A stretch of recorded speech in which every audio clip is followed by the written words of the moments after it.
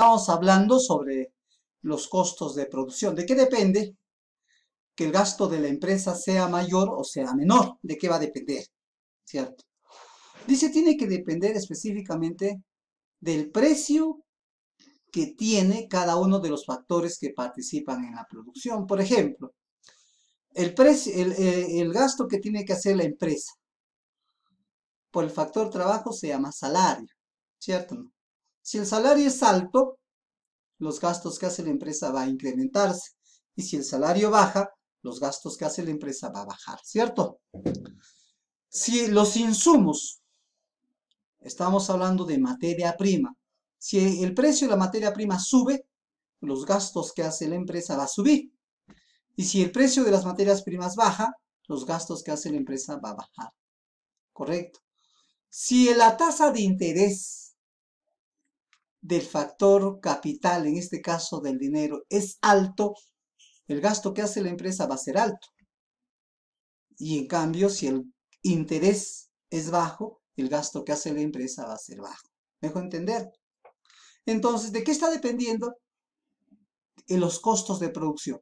Dependen del precio de cada uno de los factores productivos, caso trabajo, caso naturaleza, materia prima, caso capital, caso empresa o caso impuestos, del precio que cuesta cada uno de ellos. En el caso de los impuestos del factor Estado, si los impuestos fueran altos, la empresa va a gastar más. ¿Me dejo entender?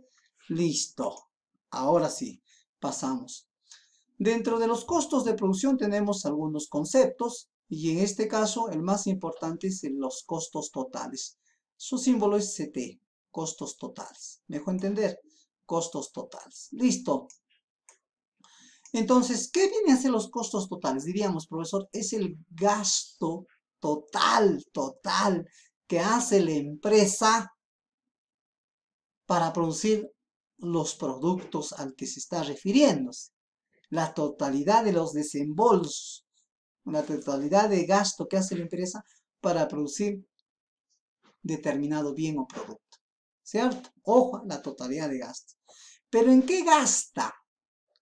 Profesor, por un lado, le paga a los dueños de los factores fijos y eso se llama costos fijos.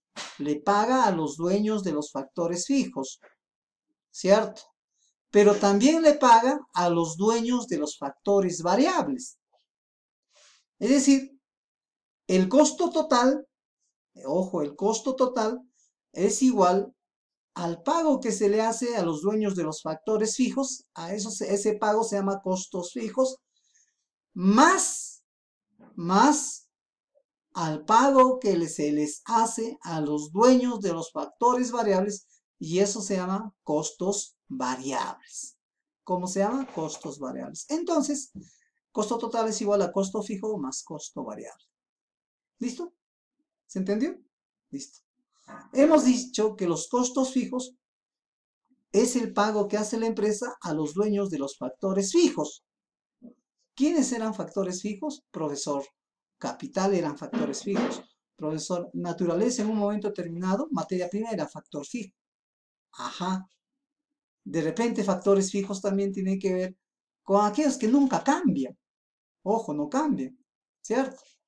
Los alquileres, por ejemplo. Los impuestos fijos, por ejemplo. Los sueldos de ciertos encargados, supervisores, administradores. Los servicios como el agua, el internet, pagos de vigilancia, pagos de interés. Ellos corresponden a los costos fijos, ¿correcto?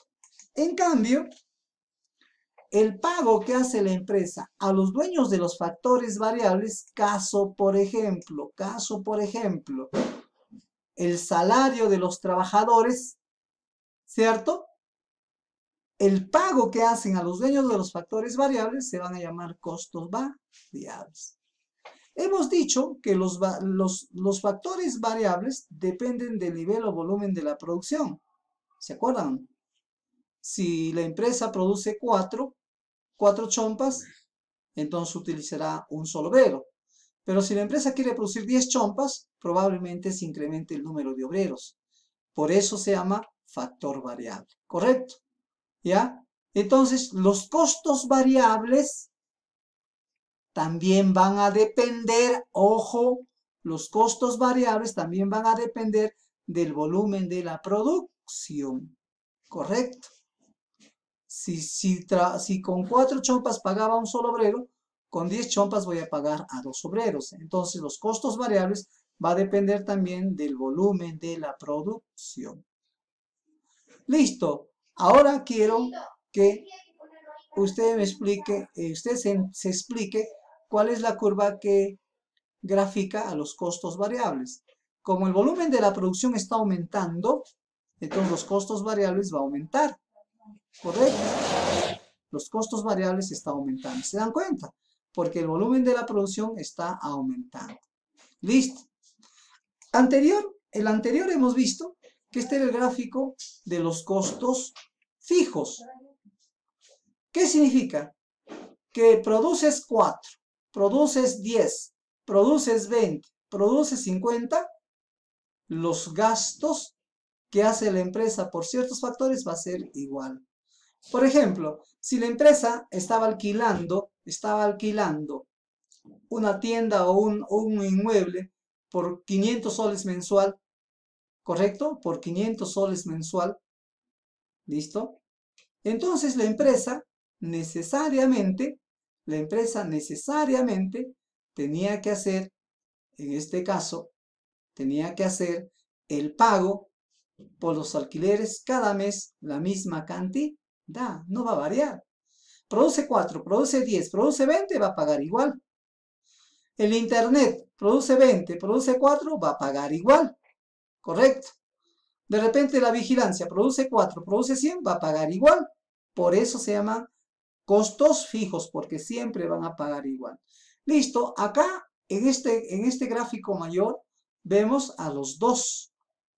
A los costos fijos, ¿ve? Que es igual, costo fijo, y los costos variables, que va subiendo conforme va subiendo el volumen de la producción, ¿ve? Como ustedes ven, va subiendo el volumen de la producción, va incrementándose el número de factores, ¿se dan cuenta? Y va subiendo, ¿ve? Va subiendo el costo variable. La suma del costo fijo más el costo variable, tenemos acá los costos totales. Este es el gráfico. El costo total está por encima del costo variable y el costo fijo. ¿Se entendió? Mire, recuerda, pregunta de examen. ¿eh? Preguntas de examen estoy dando, clave. Así que yo les doy todas las claves de las preguntas del examen de admisión. Costo fijo más costo variable da un costo total. Costo total es igual a costo fijo más costo variable. ¡Listo! ¿Se entendió eso? Fácil. Eso tiene que aprenderse. Listo, todo esto explicado.